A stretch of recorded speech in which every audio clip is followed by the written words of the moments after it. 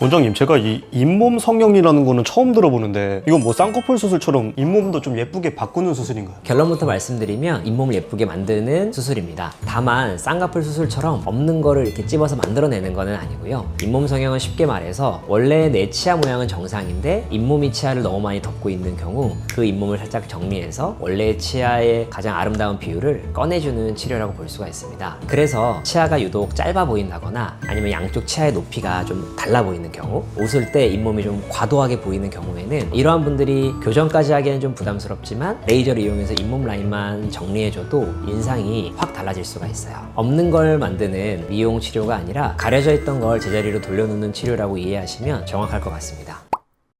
원장님, 제가 듣기에는 이 수술하면 잇몸이 이뻐질 것 같은데 뭔가 잇몸을 잘라낸다는 게 좀 무섭거든요. 이게 했을 때 시리거나 좀 부작용은 없을까요? 중요한 포인트가 딱 하나 있습니다. 그 모든 잇몸이 성형 대상은 아니라는 겁니다. 잇몸에는 성형을 해도 되는 충분히 두껍고 여유가 있는 건강한 잇몸이 있고요. 절대 건드리면 안 되는 얇고 민감한 잇몸이 있습니다. 이걸 먼저 정확하게 판단하는 게 이 잇몸 성형술의 핵심이라고 할 수가 있습니다. 성형이 가능한 잇몸이라고 진단을 하는 경우에는 치아에 시림이 생기거나 잇몸 건강이 나빠지거나 기능적으로 문제가 생기는 경우가 거의 없습니다. 오히려 잇몸을 덮고 있던 불필요한 잇몸이 사라지기 때문에 관리가 잘 안 되고 음식물이 고여서 염증과 출혈이 반복되던 부분들도 더 좋아지실 수가 있습니다. 그래서 잇몸 성형은 잇몸에 안 좋은 무서운 수술이 아니라 잇몸을 더 건강하고 예쁘게 만드는 치료라고 보시면 좋을 것 같습니다. 원장님, 뭔가 듣기로는 수술이 뭔가 좀 클 것 같은데 수술 시간이 오래 걸릴까요? 잇몸 성형은 치아 하나당 1분도 안 걸리는 경우가 대부분이에요. 앞니 몇 개만 한다면 전체 시술 시간도 10분 내외로 끝나는 경우가 많습니다. 그리고 요즘에는 거의 대부분 레이저로 진행을 하기 때문에 예전처럼 블레이드라고 하는 칼을 이용하는 게 아니라 레이저를 이용해서 잇몸을 절제해 주기 때문에 피가 많이 난다거나 얼굴이 부어서 일상생활이 안 된다거나 하는 이런 경우는 거의 없습니다. 따라서 잇몸 성형을 한 직후에 바로 일상생활이 가능하신 정도입니다. 하루 이틀 정도는 살짝 치아가 예민하거나 잇몸이 예민한 느낌이 나실 수 있지만 일주일 정도 지나면 자연스럽게 잇몸이 다 아물고 정리가 돼서 결혼식이나 면접, 프로필 촬영을 앞두고 시간이 없다라고 말씀하시는 분들도 편안하게 치료를 받으실 수 있는 이유가 여기 있습니다. 원장님, 그럼 생각보다 되게 간단한 수술 같은데 그럼 이제 좀 어떤 분들이 하면 좀 드라마틱한 효과를 보는지 궁금하거든요. 그리고 또 실패할 확률은 없는지. 드라마틱한 효과를 보실 수 있는 경우는 크게 세 가지 정도를 들 수가 있습니다. 첫 번째로는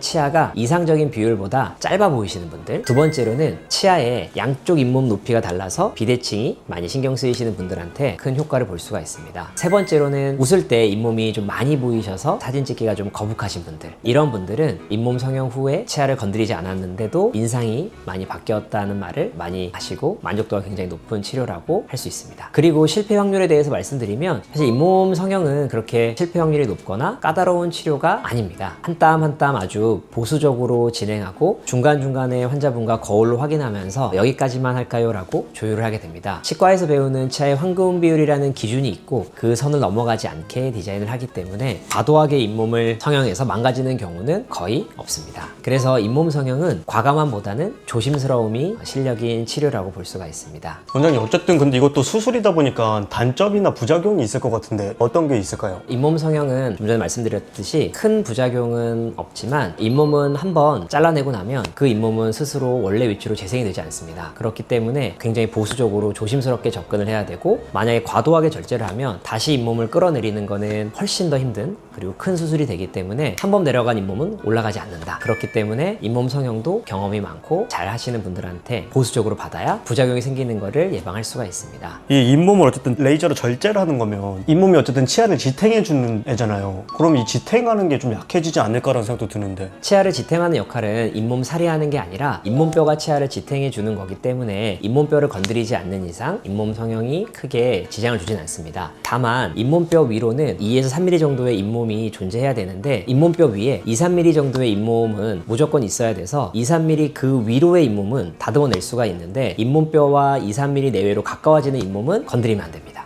따라서 잇몸 성형은 보이는 살을 무작정 절개하는 게 아니라 잇몸뼈의 위치까지도 고려해서 적정한 잇몸은 남겨놓고 잇몸 성형을 진행해야 되기 때문에 잇몸 성형은 무엇보다도 진단이 더 중요한 치료라고 볼 수가 있습니다. 원장님, 이게 나이에 따라 좀 뭐 이 수술을 조심해야 된다던가 아니면 굳이 나이는 상관없다 이런 기준이 좀 있을까요? 보통 잇몸이 치아를 많이 덮고 있는 경우 중에 어린 친구들도 치과에 찾아오는 경우가 많이 있는데요. 보통 어린 친구들은 아직 치아의 맹출이 완전히 끝났다라고 볼 수가 없고 잇몸이 자리 잡는 과정 중에 있기 때문에 잇몸 성형을 10대에서 진행하는 경우는 별로 없습니다. 조금 더 커서 성인이 되고 난 다음에는, 그러니까 20대 이후에는 잇몸이 스스로 위치를 바꾸는 경우는 별로 없기 때문에 20대 이후에서는 잇몸 성형을 하셔도 무방합니다. 궁금한 게 또 있는데, 보통 연예인들 치아 이쁘면 라미네이트 얘기 많이 하잖아요. 그럼 진짜 그분들이 치아 성형도 많이 하시는지 궁금하거든요. 저희 병원에서도 이제 라미네이트를 할 때 잇몸 성형을 권해드리는 경우가 많이 있습니다. 치아 끝선이 동일해지는 거와 별개로 치아의 윗선의 높이가 다르면 치아가 크기가 달라 보이기 때문에 가지런해 보이는 효과가 떨어지게 됩니다. 따라서 치아의 잇몸 윗선의 비대칭을 맞추는 게 치아를 예쁘게 하는 데 도움이 되기 때문에 높은 신미성을 요구하시는 분들은 대부분 잇몸 성형을 권해드리는 편입니다. 그래서 잇몸 성형과 라미네이트를 같이 했을 때 보통 우리가 TV에서 보는 그런 연예인들처럼 완벽한 대칭이 맞는 가지런한 치아를 만들 수가 있어서 잇몸의 윗선도 치아를 가지런하게 보이는데 큰 역할을 한다라고 보실 수가 있습니다. 오늘 영상 도움이 많이 되셨다면 구독과 좋아요 부탁드리겠습니다. 또 궁금하신 부분 있으시면 댓글 남겨주시면 제가 직접 답변 드리겠습니다. 감사합니다.